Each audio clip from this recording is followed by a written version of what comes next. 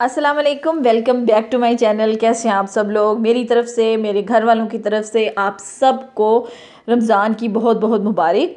और यहाँ पर जी मैं आ गई हूँ, सहरी का टाइम है और आज मैं आपके साथ अपनी पहली सहरी जो है वो कर रही हूँ। उठते ही मैंने सबसे पहले जो है वो तहज्जुद पढ़ी है, क्योंकि ये है कि ये बड़ा अच्छा और फ़ायदेमंद होता है कि आप जो है ना उठ के पढ़ लें खुसूसन रमज़ान में ना, क्योंकि वैसे तो इतना उठा नहीं जाता इस टाइम पे, लेकिन ये है कि आप अगर सो जाएं तो बेशक आप घंटा ही आंख लगा लें, लेकिन ये है कि रमज़ान में बड़ा जो है ना वो एक फ़ायदा मिल जाता है कि आपको तहज्जुद का टाइम जो है वो मिल जाता है। तो उठते साथ ही मैं सबसे पहले वज़ू करके जो तहज्जुद पढ़ लेती हूँ, उसके बाद जो है ना मैं सहरी जो है वो बनाती हूँ। हाँ, अगर सहरी थोड़ी सी लेट हो जाए, उठने में मैं थोड़ी सी लेट हो जाऊँ, वैसे तो ऐसे कभी हुआ नहीं है, तो फिर ये है कि मैं तहज्जुद नहीं पढ़ती। और मैंने ये वैसे सुना हुआ है कि तहज्जुद के 2 नफल नहीं 4 पढ़ने चाहिए। अब कहाँ तक सच्चाई है ये मुझे नहीं पता, लेकिन मैं वैसे 4 ही पढ़ती हूँ, कोशिश करती हूँ कि 4 ही पढ़ूँ, टाइम कम हो तो फिर 2 पढ़ लेती हूँ। अच्छा जी, अब मैं यहाँ पर बना रही हूँ जी पराठे, और अपनी पहली सहरी जो है मैं बना रही हूँ। उसमें सहरी के लिए मैंने पराठे बना रही हूँ, और बना लिया था मैंने रात को ही टींडे चिकन बना लिया था सालन, और उसको अब मैं गर्म कर रही हूँ। बाहर ही मैंने जाली देकर, तो मैंने बाहर ही इसको रख दिया था क्योंकि मैंने रात को लेट नाइट ही बनाया था। अच्छा, अब जो है मैं इसको साथ में सालन गर्म कर रही हूँ और साथ में मैं बना रही हूँ जी पराठे। और देसी घी जो है वो यूज़ कर रही हूँ, जिसकी कि रेसिपी जो है वो मैं आपको दे चुकी हूँ। वो भी मैंने 1-2 दिन पहले ही बनाया था, क्योंकि रमज़ान में आपको पता है ज़्यादातर जो है वो पराठे ही खाए जाते हैं।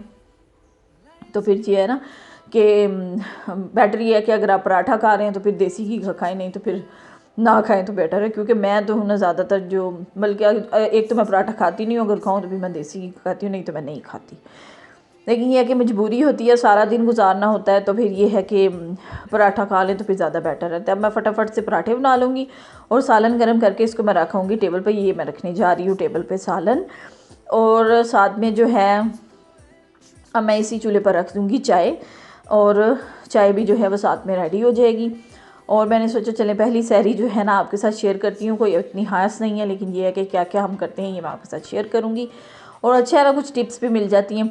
अच्छा, चाय मैंने रख दी है। चाय के लिए मैं आपको ना अच्छी और बेहतरीन चाय अगर आपने बनानी है ना, तो मैंने बहुत से लोगों को देखा है कि चाय का पानी रखते साथ ही ना ठंडे ठंडे पानी में ही ना पत्ती जो है ना वो चाय की वो डाल देते हैं। अच्छा, मैं आपको बताऊँ, इसमें थोड़ा सा आप पानी को नीम गर्म होने दें, उबाल नहीं आना चाहिए। उबाल आएगा पत्ती डालेंगे तो वो कावा काला हो जाएगा, ठीक है।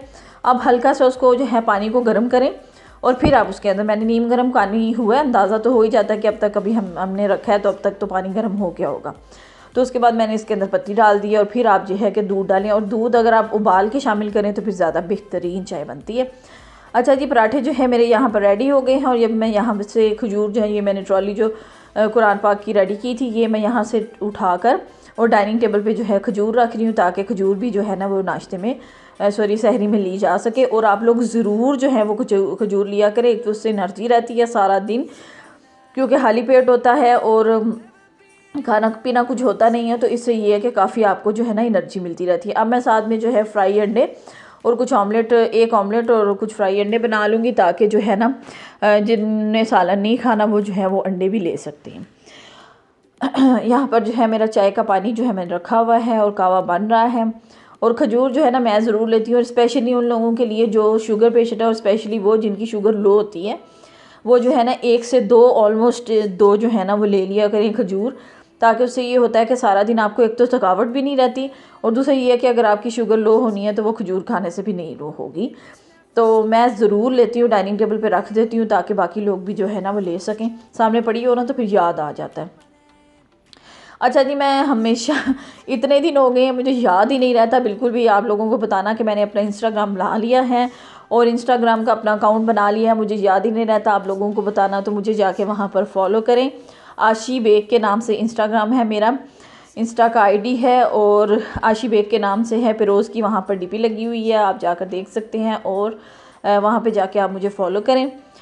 तो मुझे ना याद ही नहीं रहता आप लोगों को बताना, मैंने कहा चलें अब मैं जो है ना याद आया तो ज़रूर जो है ना वीडियो में बता दूँगी।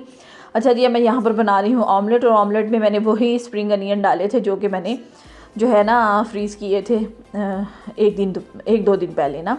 और चाय में मैंने दूध डाल दिया, और मुझे ना कटिंग जो है ना इससे बड़ी चिढ़ आती है कि ना वो बारीक बारीक कटिंग करना, उसमें इतना टाइम जो है ना वो चला जाता है ना। तो मैंने कहा चलें ये तो मैं काट के रखूँगी, क्योंकि टमाटर जो है ना वो तो आप काट के रख नहीं सकते। तो टमाटर जो है ना कम से कम चलो एक टमाटर ही होगा, वो फटाफट काट लेंगे। स्प्रिंग अनियन कटे हुए होंगे, तो मैं तो सोच रही थी कि हरी मिर्चें भी काट के जो है ना वो फ्रीज़ कर दूँ।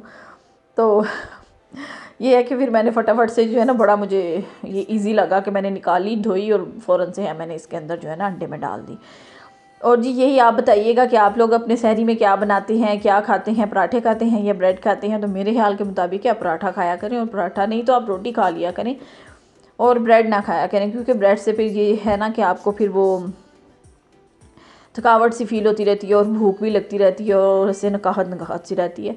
और अब जी सारा सहरी जो है वो मेरी बन गई है, और मैं चाय जो है वो केटल में डाल के ले जाऊँगी, ताकि आराम से जो है ना जिसने जितनी लेनी है वो ले जाए, ताकि मैं भी आराम से बैठ के सहरी कर सकूँ। यहाँ पे मैं लेके जा रही हूँ टेबल पे सारी सहरी, कुछ मैं रखा ही हूँ, कुछ मैं केटल में डाल के ले जाऊँगी। और जी मेरे सारे जो है अफ्तारी का भी मैंने व्लॉग बना लिया है, इंशाल्लाह आपके साथ वो भी शेयर करूँगी, अपनी पहली अफ्तारी का। और कुछ एक दो चीज़ है जो मैं आपके साथ एंड पे शेयर करूँगी, आप लोगों ने एंड तक मेरी इस वीडियो को ज़रूर देखना है। और उसके बाद जो है हम लोग करने जा रहे हैं जी वॉक, घर के बाहर ही, बस ना मेन घर के बाहर ही वॉक करेंगे। और इतनी तेज़ हवा चल रही थी, इतनी ठंडी हवा, मैं आपको दिखाती हुई है, देखें कैसे पौधे तमाम हिल रहे हैं, और इतनी अच्छी और ठंडी हवा थी, बड़ी अच्छी हवा चल रही थी। तो हमने कहा चले थोड़ा सा बाहर वॉक कर लेते हैं, क्योंकि इसके बाद जो है ना नमाज़ पढ़ के सब ने सो जाना होता है। तो फिर ये होता है कि फिर वो ना आपका जो है ना डाइजेस्टिव सिस्टम ख़राब हो जाता है सारा का सारा। तो ये है कि आप बेटर है कि आप अगर घर से बाहर नहीं कर सकते, अगर इतना नहीं है पॉसिबल, तो आप ये है कि आप घर के अंदर ही वॉक ज़रूर कर लें। अच्छा जी, मैं एक और जो चीज़ आपके साथ अब शेयर करने लगी हूँ वो ये है कि रमज़ान का चाँद जो है वो देखते साथ ही ये मैं पढ़ने लगी थी। वैसे तो मैंने रात को ही पढ़ लिया था जब चाँद निकला था। तो ये देखें जी, सूरत फ़तह, जब रमज़ान शरीफ का चाँद देखा जाए तो सूरत फ़तह को 3 बार पढ़ने से तमाम सार रिस्क में फ़रागी होती है और अमन व अमान से रहता है। ठीक है। और ये है कि आपने 3 बार जो है ना सूरत फ़तह जो है, अभी भी लेट नहीं हुआ, आप लोग जिन्होंने नहीं पढ़ी, जिन लोगों को नहीं पता, वो 3 दफ़ा सूरत फ़तह, 5 सूरत जो होता है ना उसके अंदर जो है वो होती है, सूरत फ़तह ज़रूर होती है। तो 3 दफ़ा आप ये पढ़ लें। और इसके अलावा जो है अव्वल व आखिर, दूसरी चीज़ मैं आपको बताने लगी हूँ, अव्वल व आखिर आपने दुरूद शरीफ पढ़ना है, दुरूद इब्राहिमी। और उसके बाद जो है 21 मरतबा सूरत कदर आपने पढ़नी है, और तस्बीह पे पढ़ लें, उंगलियों पे पढ़ लें। और ये दोनों चीज़ें जो हैं वो मैंने कहा चले मुझे अगर पता है तो मुझे जो इल्म है वो मुझे आप तक पहुंचाना चाहिए। एज़ अ मुसलमान, एज़ अ इंसान, मेरा आप पर जो है फ़र्ज़ है कि मैं बाकी सारा कुछ अगर हम बता सकते हैं तो ये चीज़ें भी बतानी चाहिए। लेकिन यह है कि अभी यह चाँद देखते साथ ही आप लोगों को वैसे तो पढ़ना चाहिए, लेकिन अभी जिन्होंने नहीं पढ़ा इसका कोई मुज़ायका नहीं कि अभी भी आप पढ़ लें। तो अभी जिन्होंने नहीं पढ़ा वो पढ़ लें, 3 दफ़ा सूरत फ़तह पढ़ें अव्वल आखिर दुरूद शरीफ के साथ। और इसके अलावा सूरत कदर जो है ना वो आप पढ़ें 21 मरतबा। ठीक है। और 5 सूरतों में दोनों चीज़ें जो है ना वो आपकी मौजूद हैं। और दुआ करिएगा मेरे लिए भी, सबके लिए भी, अपने लिए भी, कि अल्लाह ताला ये कोविड जो है इससे हमारी जान छुड़ा दे, और सबके जो घरों में अगर कोई बीमार है तो उसको सेहतयाबी अता करे।